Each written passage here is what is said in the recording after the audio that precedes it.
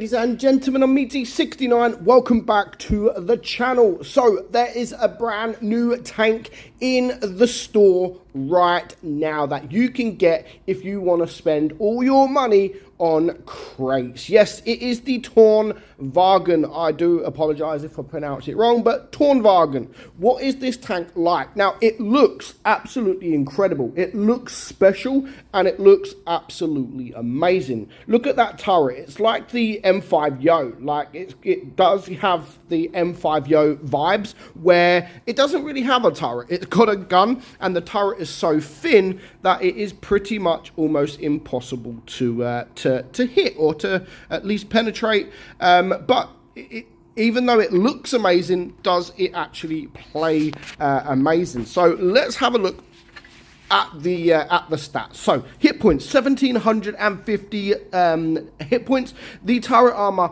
is 270 millimeters, which on paper looks absolutely brilliant because also it doesn't really have a turret. So very, very nice on paper. And also the hull armor, 258 millimeters of hull armor. Now that on paper, both of these make this look like an overpowered tank. Considering how the turret looks, it looks like an overpowered tank. Where this tank really does not shine is that very low DPM, or 1863. The reload time is 12.8 seconds. Penetration 238 on your APCR, 278 on your APCR, your premium APCR. This is with me running calibrated shells. It only gives it a little bit of extra pen, but oh my god, I've tried playing this with the rammer and I just could not pen anything. HE 75. You've got a 400 alpha gun, 340 on your premium and 500 on your HE. Aim time is awful at 4.4, which you will see in a shot that I do take later on, and the gun dispersion is 0.326. It does, however, have 8 degrees of gun depression as well. So, yeah, I mean, on paper, the tank looks brilliant. So, even though on paper the tank looks brilliant, is it brilliant? Because the feels I'm getting from the tank, and I've only played it a few times, it feels awful. Honestly, it feels awful. So considering the amount of turret armor and hull armor this tank has got, I mean, look, there is only the armor in certain places. So your lower plate as low as 137 millimeters. Of course, the middle bit there, which is what Wargaming are counting, which is the lower plate or the front plate, 263 millimeters. So that is effective. So you can still be penned. You can still be penned. Use APCR or heat, you will still be penned there as well. You've got just the upper bit of that in that square, that triangle. Yes, that is a lot stronger at 293. But you know, who would aim for that bit when they could easily aim for this bit, or they can easily aim for the lower bit there? Now,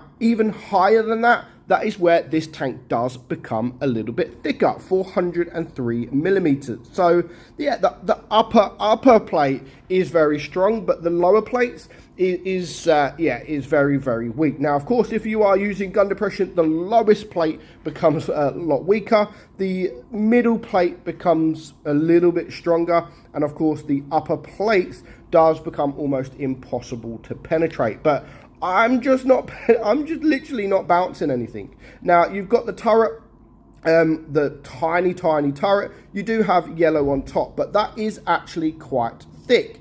At over 400 millimeters. Of course, if a tank is looking down, they will be able to penetrate just about everywhere of your tank. And side on as well. I mean, 50 millimeters from the side, 30 millimeters from the rear.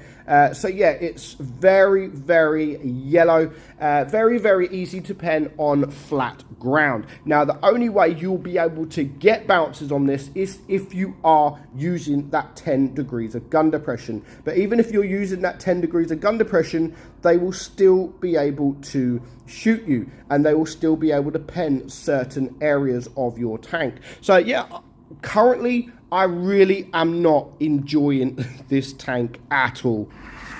It just, for me, it just doesn't feel like the stats. You look at the stats and you're like, okay, you know, apart from the penetration or the DPM or the aim time, it doesn't look too bad. The armor profile, if you look at the armor profile and look at the tank itself, you'd think, you know, this is pretty solid. Let me just turn this down a little bit. Seems too loud. The speed, it feels okay. I don't know what I would change about this tank. The first thing I would change about the tank is not put it in crates, because 100% it is not worth buying crates over, because of course you're not going to be able to guarantee the tank unless of course it is charms. Then you're going to have to spend over freaking £100 for a tier 8 tank, which is definitely not worth it. So straight off the bat, as I always do, currently, right now, no, this tank is not worth getting. I would strongly recommend staying away from this tank. When it comes back for sale for gold, then okay, you could look at getting it if it is a cheaper price. But yeah, if you're not in that hold down position, you're not getting any bounces. I mean, we're here, yeah, we're getting penned. We get penned all day long, side on, and they are literally shooting like, I don't even know where they're shooting, but everywhere they're shooting, they are penetrating me. And it is very, very annoying, because you try and get in a hold down position and you just get penetrated. I think the 5 or 6 games that I've had with the tank, I don't even think I've bounced a single shot. I think I might have bounced a shot coming up in a moment. Luckily, I get a miss there from the Lerva. Of course, he wants to go for me. It's a brand new tank in the game. He's ignoring everybody else. He should go for me. I'm not saying otherwise. I am the lowest hit point tank and he should be going for me, but luckily he does low roll, and I do get the shot, and he is just about going to die before I die. So there goes the 131, which I was relying on. I've now got a reload with fuel tank damage as well, and I just managed to kill that guy. But in the battles I've had, honestly, it is so difficult to be able to get the damage. It's difficult to be able to get the bounces. I just cannot get the bounces. Of course, if you're in this kind of position, then yes, you're going to play it very well, and it will probably play kind of like a TORNVAGN, which is 100% a hold down tank. But in these, especially these lower tiers, I mean, look at this bounce here. Ready? Boom. Yeah, very, very nice bounce.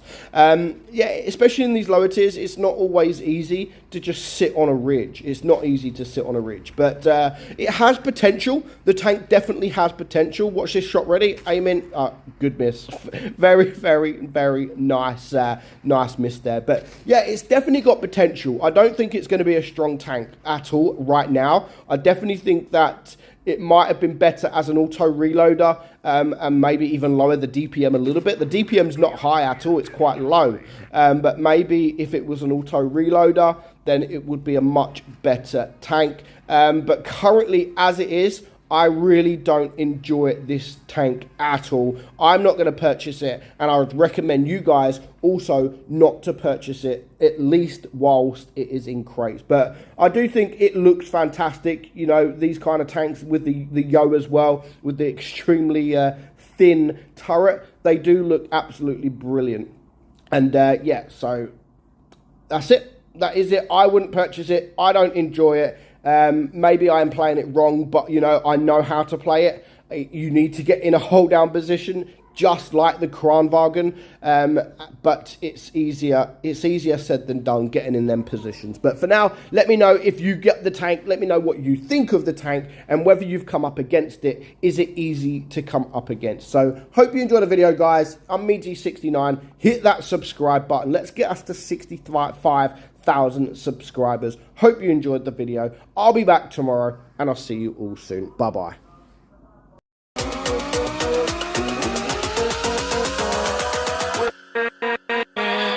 With